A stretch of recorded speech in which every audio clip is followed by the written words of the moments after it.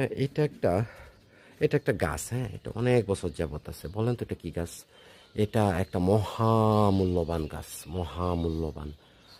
এটা একটা ঔষধি গাছ। এই গাছটার নাম অর্জুন।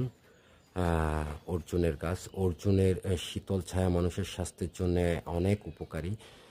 অর্জুনের বাকল এগুলো হার্টের অনেক উপকারে আসে।